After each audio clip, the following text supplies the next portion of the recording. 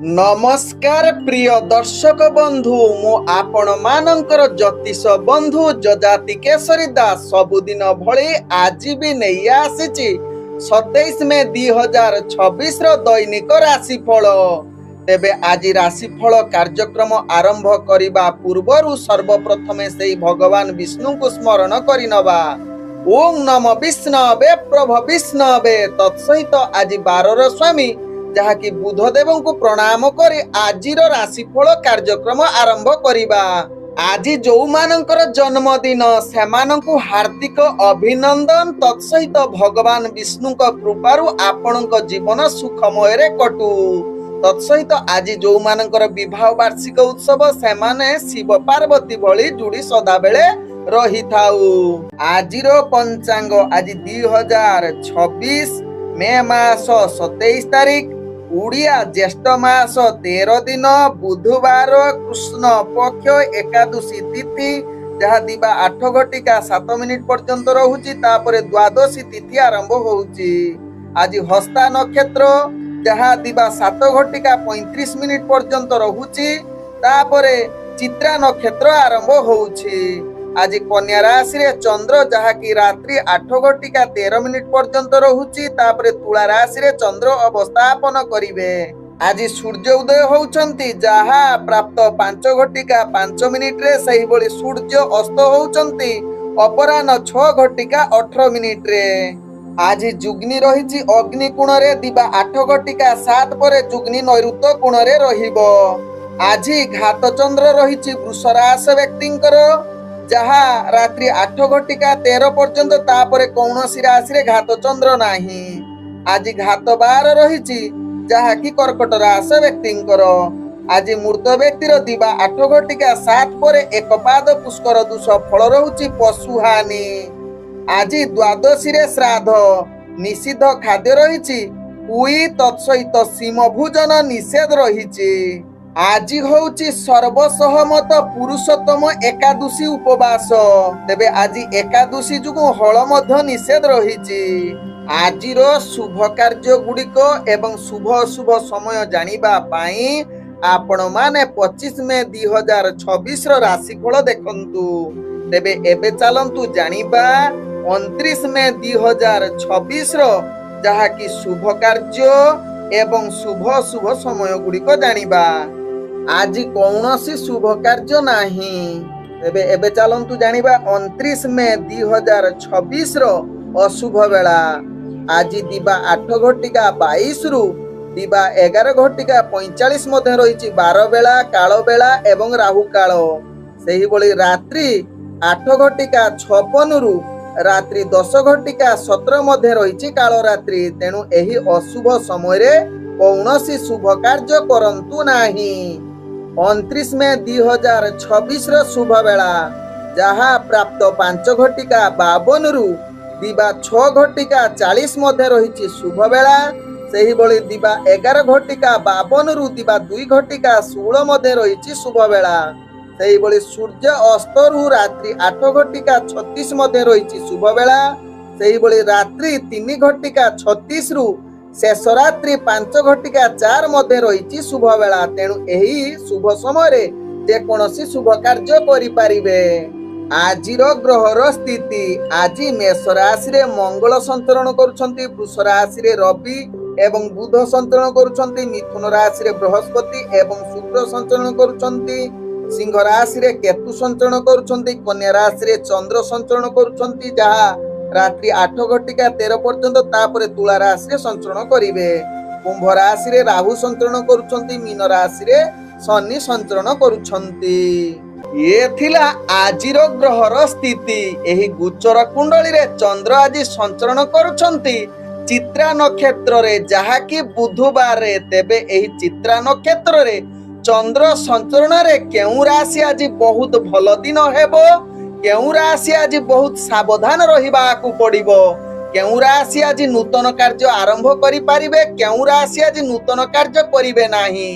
जानिबा मेष ठारू मीन राशि पर्यंत प्रत्येक राशि जात व्यक्ति मानक पाई केउ ग्रह विशेष प्रभाव पकेइबो, कोन आज स्नान करिवे, कौन आज दान करिवे कौन आज उपाय करिवे जहा करिकी आजिर दिन को श्रेष्ठ करि परिबे जहा आज आमे जानिबा एही राशिफल कार्यक्रम रे। तेबे ए थिला आजिर ग्रहर स्थिति एही स्थिति को देखि मु नेई आसीछि पूरा दिनर हालचाल। तेबे जेउ माने मते प्रथम करी देखुचंती सेमानंकु मु कहि रखुअछि जे आपण माने आपणकर जन्म राशिर राशिफल देखि पारिबे। तेबे जेउ माने राशिफल जानि नाहांती सेमाने तांकर निजर प्रचलित नाम राशि रे राशिफल देखि पारिबे। तेबे प्रथमे चलंतु जानिबा मेष राशि व्यक्तिक विषय। मेष राशि व्यक्ति आज दिनटी आपणकर व्यापार वाणिज्य क्षेत्र रे निश्चित आगकू बढ़िबा सहित अर्थ संचय करिवे। आय ठार व्यय आपणकर कम रहिबो। तेबे आज जहा कि मान सम्मान जशकृति लाभ करिवार उत्तम जुग रहुची। मेष राशि व्यक्तिंकर प्रेम वार्तालाप पई भाग्य साथ देबो। परिवार सुख शांति बजाई रहिबो। बंधुवर्गों सहित आपणकर उत्तम संपर्क बजाई रहिबो। तेबे आज मेष राशि व्यक्ति शत्रु माने आपणकू केतेकांश रे हैरान करि पारंती बा आपणकू दुष्ट लोक चक्रांत आपणक पई करि पारंती। ऑफिस जनित क्षेत्र रे कार्य चाप बढ़ी पारे यहा प्रति टिके ध्यान दियंतु। तेबे मेष राशि व्यक्ति आज अग्नि जनित समस्या टिके रहुची। दूरयात्रा करुथिले पीड़ा अनित असुविधा भोगी पारंती यहा प्रति टिके ध्यान दियंतु। तेबे मेष राशि व्यक्ति आसुथिबा समस्या एवं भाग्य को अधिक सफलता करिबा पई बही जाउथिबा पानी रे सिंदूर भसई दियंतु। आज मेष राशि व्यक्तिंकर भाग्य संख्या रहिची 7। भाग्य रंग आपण बैगणी रंग व्यवहार करंतु। ग्रह माने आपण को आज 85% साथ दउछंती। एबे चलंतु जानिबा वृष राशि व्यक्तिंक विषय। वृष राशि व्यक्ति आज दिनटी आपणकर अर्थ व्यापार वाणिज्य क्षेत्र रे बा समस्त गुरुत्वपूर्ण निष्पत्ति ठारू आपण दूरता अवलंबन करंतु। तेबे आज वृष राशि व्यक्ति आपणकर अर्थ हानि जुग रहुची। आय ठारू व्यय अधिकार रहिबो। दूरयात्रा रे करुथिले बाधा सृष्टि हेबो। रोग जनित स्वास्थ्य समस्या पीड़ा अनुभव करि पारंती। विशेष करी नेत्र जनित समस्या थिले अधिक खराब होई पारे। आज भाईंको सहित आपणकर मतभेद बा वैचारिक मतभेद आसी पारे। निजर कथावार्ता को संयमता रक्षा करंतु। मान सम्मान हानि होई पारे तेणु यहा प्रति ध्यान दियंतु।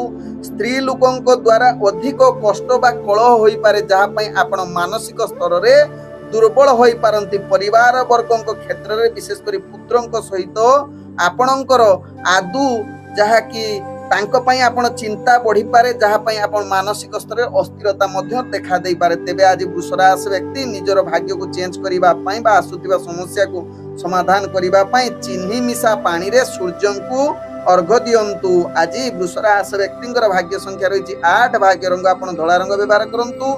ग्रह माने आपण को आज 35% साथ दउछंती। तेबे एबे चलंतु जानिबा मिथुन राशि व्यक्तिंक विषय। मिथुन राशि व्यक्ति आज आपण निश्चित विजय प्राप्तर योग्य बनि जाई पारंती। पूर्वरु अटकी जाइथिबा कार्य जहा कि पुनरावृत्ति करी ताको पूर्ण करि पारिबे।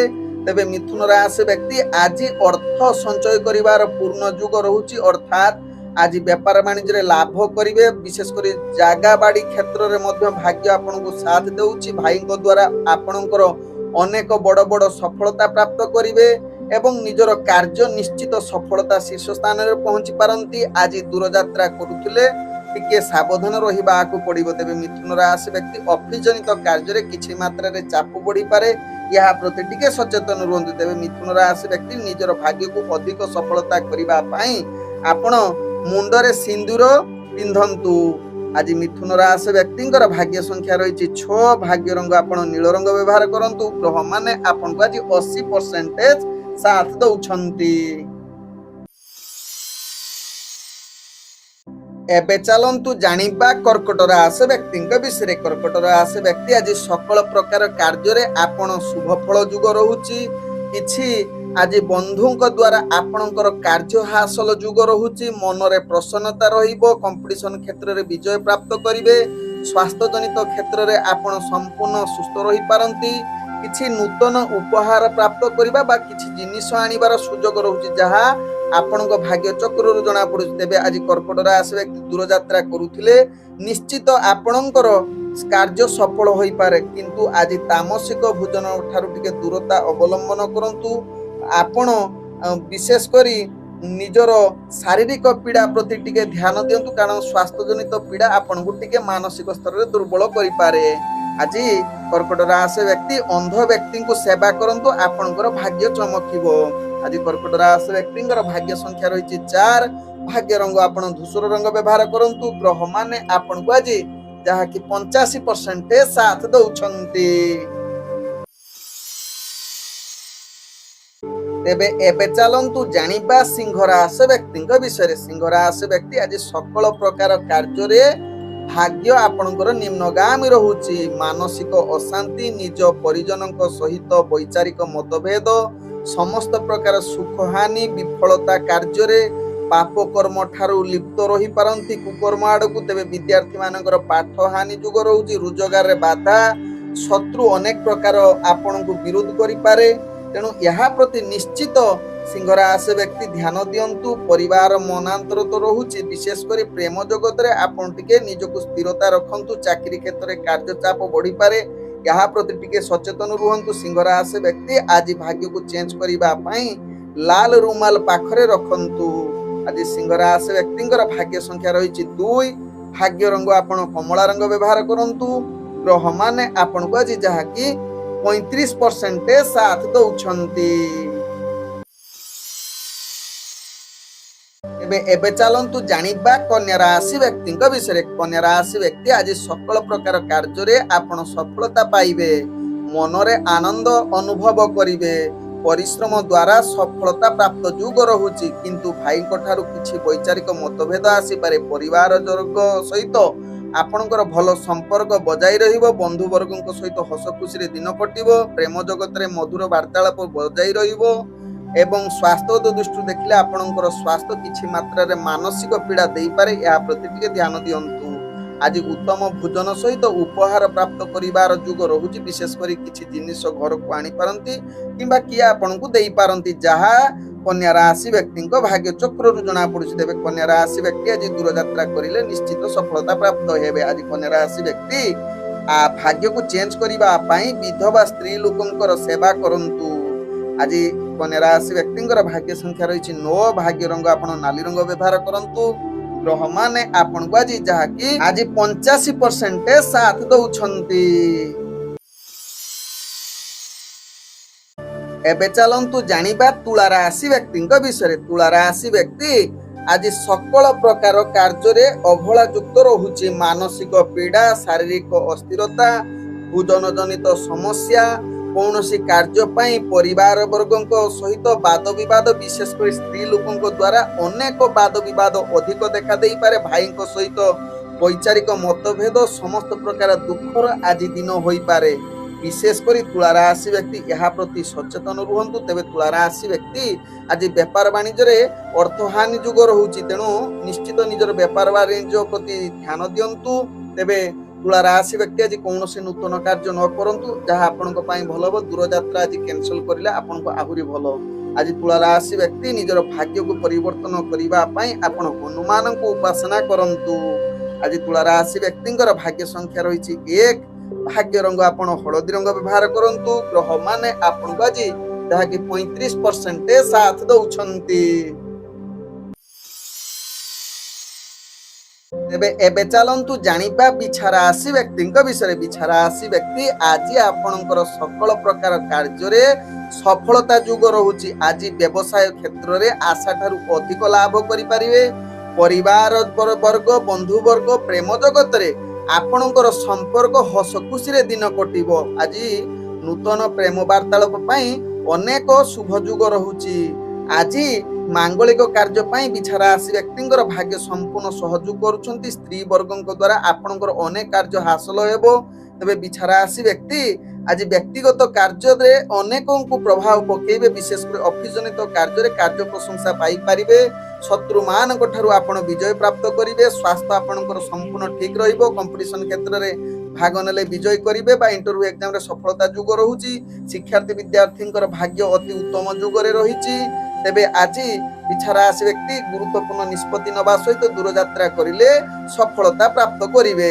ଆଜି ଇଚ୍ଛା ରାଶି ବ୍ୟକ୍ତିଙ୍କର ଭାଗ୍ୟକୁ ଅଧିକ ଯାହାକି ସଫଳତା ପ୍ରାପ୍ତ କରିବା ପାଇଁ ଗଣେଶଙ୍କୁ ଆପଣ ଧୂପ ପ୍ରଦାନ କରନ୍ତୁ। ଆପଣଙ୍କର ଭାଗ୍ୟ ଆହୁରି ଚମକିବ। ଇଚ୍ଛା ରାଶି ବ୍ୟକ୍ତିଙ୍କର ଭାଗ୍ୟ ସଂଖ୍ୟା ରହିଛି 8।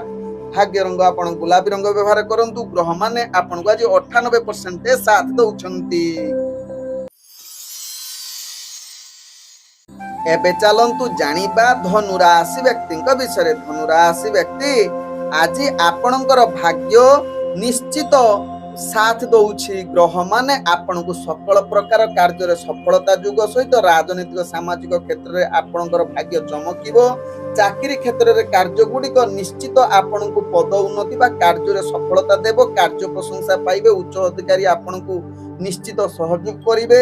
ତେବେ ଧନୁ ରାଶି ବ୍ୟକ୍ତି ଆଜି ପରିବାର ବର୍ଗ, ବନ୍ଧୁ ବର୍ଗ ଏବଂ ପ୍ରେମ ଜଗତରେ ଆପଣଙ୍କର ଭାଗ୍ୟ ଅତି ଉତ୍ତମ ଯୁଗରେ ରହିଛି। ତେବେ ଆଜି ବେପାର ବାଣିଜ୍ୟ କ୍ଷେତ୍ରରେ ଧନୁ ରାଶି ବ୍ୟକ୍ତି ନିଶ୍ଚିତ ସଫଳତା ପ୍ରାପ୍ତ କରିବେ, କିନ୍ତୁ କିଛି ଧକ୍କା ପଣିଆ ଲୋକ ଠାରୁ ଧ୍ୟାନ ଦିଅନ୍ତୁ, ନହେଲେ ଆପଣଙ୍କର ବେପାର ବାଣିଜ୍ୟ ବା ଯେକୌଣସି କ୍ଷେତ୍ରରେ ଆପଣ ଯାହାକି ସଫଳତା ହାନି କରେଇ ଦେଇପାରେ। ତେବେ ଆଜି ଦୂରଯାତ୍ରା ନ କରିଲେ ଭଲ ରହନ୍ତା। ଆଜି ଧନୁ ରାଶି ବ୍ୟକ୍ତି ଆପଣ ନିଜର ଭାଗ୍ୟକୁ ଅଧିକ ଚମକିବା ପାଇଁ ନିମ ଗଛ ଲଗାନ୍ତୁ।